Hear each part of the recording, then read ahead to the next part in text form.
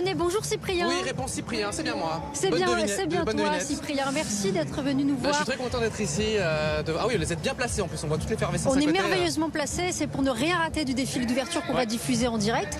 Moi je vais être encore mieux placé que ça. Ah, alors où est-ce que tu vas être Cyprien? Je serai littéralement sur mon char. Comme ça au moins c'est plus simple. Je dis mon char parce que je l'ai dessiné. Bon bien sûr c'est le travail de tous les carnavaliers mais je me suis dit c'est encore plus sympa de faire partie du décor de ce petit char. Alors, tu es niçois mais c'est la première fois que tu seras sur un char du carnaval? Bien sûr, c'est la première fois que je suis sur un char. Habituellement j'étais plus dans les tribunes ou à l'extérieur comme ça. Et donc maintenant de le dessiner et d'en faire partie c'est vraiment une nouveauté pour moi.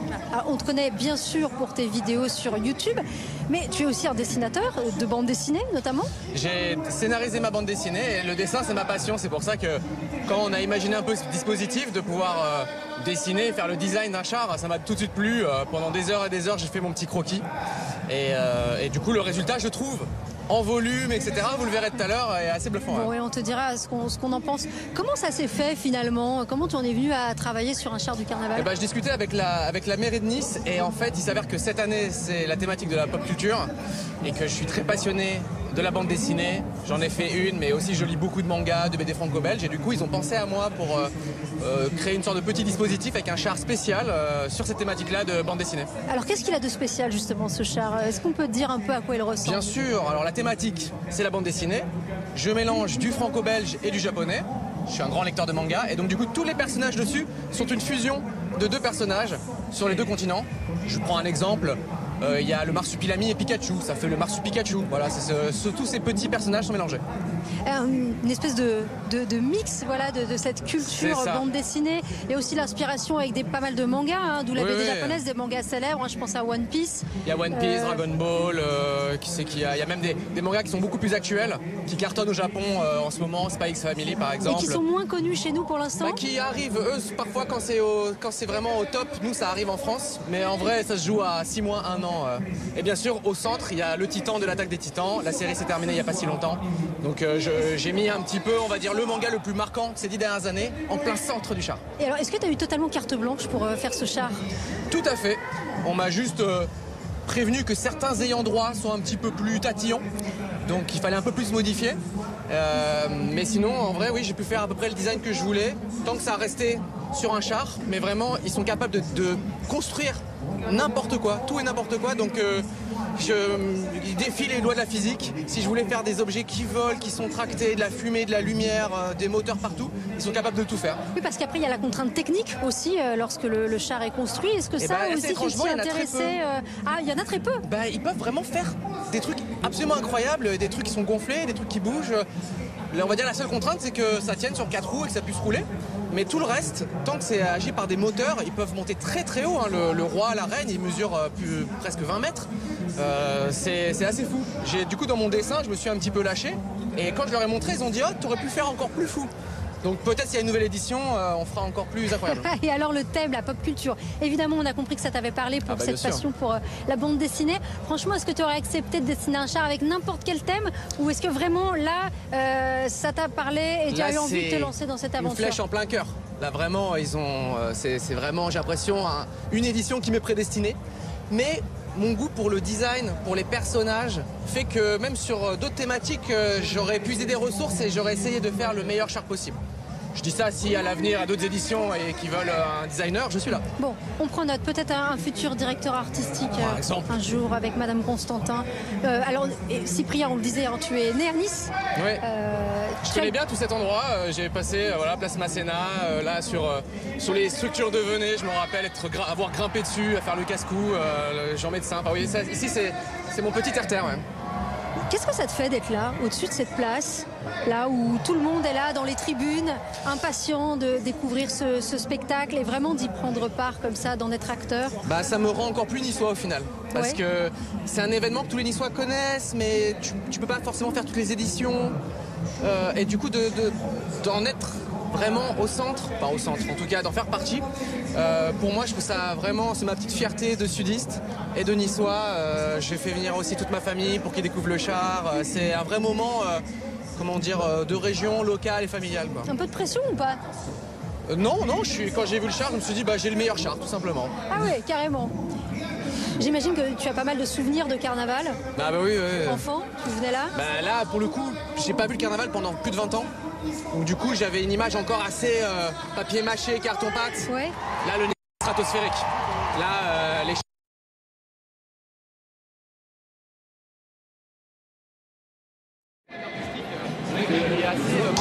épaté de voir ça. Oui, ça t'a surpris finalement de découvrir comment on élaborait les chars, comment on intégrait certaines technologies. Les gens ils soupçonnent pas en fait le niveau de précision et de savoir-faire qu'il y a. Dans tous les cas, n'importe qui regarde n'importe quel char et on est obligé de se dire mais comment ils ont fait ça quoi. D'avoir vu en tout cas les artisans bosser, on se rend compte d'un gros niveau. Ouais. Et alors ça prend du temps évidemment de construire tous ces chars. Quand est-ce qu'on t'a demandé de rendre ta copie? Eh bah, figure-toi que ça prend pas tant de temps que ça. C'est ça qui est assez incroyable. C'est qu'ils ont un petit pipe de production qui est tellement bien fait qu'entre le moment où il y a le dessin et la 3D, on va dire, quelques semaines suffisent. Quand j'y suis allé il y a 2 semaines, entre le moment où je suis arrivé dans l'entrepôt et 2 heures plus tard, le char avait avancé. Il avait vraiment progressé dans sa confection. Donc moi j'étais assez bluffé de ça, le professionnalisme et la rapidité d'exécution. Tu restes avec nous, Cyprien. On va faire un petit détour gourmand. C'est vrai qu'on a peut-être un petit creux là avant le début du défilé d'ouverture avec une tradition à cette période de l'année. Et beaucoup en dégusteront ici dans les tribunes. D'ailleurs, ce sont les ganses. Voilà, une petite tradition bien de chez nous. Regarde. C'est une tradition à laquelle les élèves du CFA de Carrosse ne dérogent jamais. Aujourd'hui, c'est Oriane qui s'y colle et c'est une première. Jusqu'ici, elle n'a jamais cuisiné de ganse. Son enseignant, lui, n'en est pas à son coup d'essai. On prend le temps de bien mélanger les ingrédients de façon à rendre un produit complètement homogène. Hein. Après avoir mélangé farine, levure chimique, sel et sucre, ainsi que du beurre et des œufs, Oriane ajoute 2 ingrédients essentiels à la préparation, un zeste d'agrumes et de la fleur d'oranger. On fait ressortir toutes les saveurs de notre région, le citron, l'orange, la fleur d'oranger, donc toutes ces choses qui, un sacré clin d'œil au carnaval. Une fois pétrie, la pâte doit reposer 30 minutes au frigo. Oriane s'occupe ensuite de donner aux ganses leur forme si particulière, toujours sous la houlette de son enseignant. On va couper des petits losanges, mais ce qui est important de cette opération, c'est de faire une petite découpe au centre, de façon à créer une petite fente. Et puis hop, et c'est ce qui donne la particularité à la ganse. Plongez-les ensuite quelques secondes dans une huile à 180 degrés et ajoutez enfin du sucre glace. C'est agréable à faire, c'est rapide en plus donc c'est cool. Et c'est pas ce qu'il y a de plus difficile. Mais comme le dit l'adage, les choses les plus simples sont les meilleures, restent à déguster. Voilà les ganses, c'est vrai qu'on a un petit creux, ça fait partie des spécialités niçoises ici. Tout le monde, toutes les familles en ont préparé, c'est dans le sud, ça a beaucoup de noms d'ailleurs, ganses, oreillettes, je crois que les bugnes la aussi. Spécialité, les bugnes, etc., qui a le plus de noms différents en France. Mais en tout cas, c'est intéressant et pas seulement anecdotique parce que l'identité culinaire, ça fait aussi partie de l'identité niçoise. C'est vrai qu'à Nice, on a une identité très forte. C'est impossible de venir ici sans manger de la soca. Exactement. On a tout le monde a ses petites spécialités, René Soca, il y en a qui sont, ça dépend, les petites habitudes. Et quand on est natif de Nice, on reste attaché à tout ça. C'est quelque chose que tu retrouves avec plaisir quand tu viens ici. Là, pour moi, je viens ici, je vois de la famille, je mange, je vois du soleil. C'est la brochette parfaite pour reconnecter un peu avec les origines et d'où on vient, quoi, tout simplement. Ça, c'est vrai qu'on est heureux à Nice, il faut le dire. Hein. Le défilé d'ouverture qui va commencer dans une dizaine de minutes. Maintenant, ici sur la place Masséna, on va le suivre en direct sur BFM Nice Côte d'Azur. Le public est là, l'ambiance est là. On entend Gilles Roche, le speaker depuis 10 ans cette année du carnaval de Nice, qui est là et qui continue de mettre l'ambiance. Ça chauffe ici dans tous les sens du terme parce qu'il y a aussi la température qui est assez impressionnante. C'est vrai, on va découvrir tous ces chars tout à l'heure. Le char du roi qu'on a aperçu de la reine, le char du roi qu'on a aperçu tout à l'heure, celui de la reine aussi, qu'on aura le plaisir de découvrir. Et ton char, Cyprien. Bien évidemment, voilà, faut pas l'oublier. Tu seras sur ton char. D'ailleurs, t'as un petit masque. Qu'est-ce que c'est? Qu'est-ce que ça symbolise? Ça, c'est un masque que j'ai ramené du Japon et je me suis dit, il faut que j'amène une petite touche. Je voulais pas faire concurrence avec les danseurs, etc. Oui. Donc j'ai pas mis le full déguisement. Je me suis dit une petite touche de masque japonais, ça suffira. Ouais. C'était pas pour être incognito alors?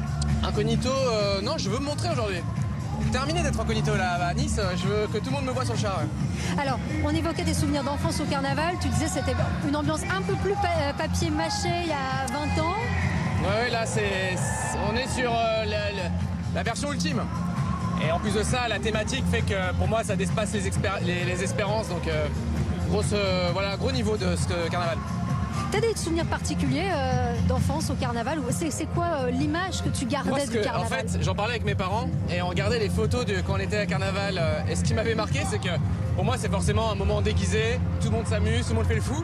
Et en regardant les photos de famille, j'étais le seul déguisé. Voilà, ça m'a beaucoup étonné. Je me suis dit, mais en fait, il n'y avait que moi qui jouais le jeu et les parents faisaient oui, c'est vrai. Donc tu étais le seul à rentrer gratuit. Alors je sais pas, à l'époque c'était peut-être un peu différent. C'est vrai, je sais plus comment ça se passait, mais probablement, grâce à moi, ils pouvaient peut-être rentrer un petit peu, quoi. Oui, parce qu'effectivement, aujourd'hui, on le rappelle, hein, c'est gratuit si on vient alors entièrement déguisé. Hein. Le petit masque là, ça suffit c'est pas suffisant. Voilà, faut jouer le jeu à fond. Il faut jouer le jeu à fond. On a croisé, j'avais croisé plein déguisés entièrement du gros niveau. Ouais. On a parlé avec nos précédents invités, dont Anis Hydro, qui est historienne du carnaval, de la culture populaire que ça représentait et la volonté cette année d'avoir une édition peut-être un petit peu plus ouverte sur plusieurs aspects. Par exemple, le nombre de téléspectateurs est augmenté de 4000, on est à 22 000 spectateurs ici dans les tribunes et sur les promenoirs. Il n'y aura plus de barrières aussi, on le voit là, plus de barrières entre les danseurs et ce public. Ça c'est important aussi que la foule elle puisse se mêler. Je me rappelle que c'était assez... Moi il s'avère que pendant 20 ans j'ai pas vu exactement les évolutions, mais quand j'étais gamin, oui, c'était quelque chose d'assez ouvert, assez fou, et j'ose croire que là, cette édition représente un petit peu ça quand même. Oui. Venez déguiser, amusez-vous, voilà quoi, c'est ça. Bon, alors là, qu'est-ce qui va se passer pour toi dans les minutes qui viennent? On va bientôt te libérer parce que le défilé va commencer. Exactement, là, il va y avoir 14 chars qui vont arriver. Le mien en fait partie. Je crois qu'il y a 7 chars fleuris et 7 chars vraiment du corso burlesque, on va dire. Et du coup, je vais essayer de me cacher sur le char. Il faudra bien me chercher et essayer d'avoir le plus d'ambiance possible. J'ai le meilleur char, je suis obligé de divertir le maximum. Bon, en tout cas, ça crée beaucoup d'attentes parce que tu nous as promis le meilleur char. Donc, je peux vous dire que tout à l'heure, on va bien le regarder. J'en ai vu d'autres qui sont absolument incroyables. Parce que certains mettent quand même la barre assez haut. Ouais, c'est vrai. J'ai peut-être un peu survendu, mais il faut rester confiant. Non, moi, ça en tout cas, je suis très fier du résultat et de tous les gens qui ont travaillé dessus. Quand on le voit, on se doute qu'en fait, c'est pas l'œuvre d'un seul homme, mais de vraiment toute une équipe, toute une famille, parce que c'est aussi des grandes familles de carnavaliers. Et là, d'avoir échangé avec eux, de voir tout le travail effectué, ça me rend extrêmement fier et j'espère que ça les a amusés de travailler sur ce char aussi, quoi. Le compte à rebours qui est enclenché, on est à un petit peu plus de 5 minutes maintenant du coup d'envoi du défilé d'ouverture du carnaval. S'il est à l'heure, en tout cas s'il est en retard, ce sera peut-être à cause de Cyprien qui est resté trop longtemps avec nous. En tout cas, on le voit, ça commence à danser dans les tribunes qui, ça y est, cette fois sont bien pleines. Elles sont toutes colorées de jaune, tout le monde a son petit brin de mimosa. Les danseurs sont en train de se mettre en place le long des promenoirs. Le long des promenoirs, on va pouvoir danser tout à fait librement cette année.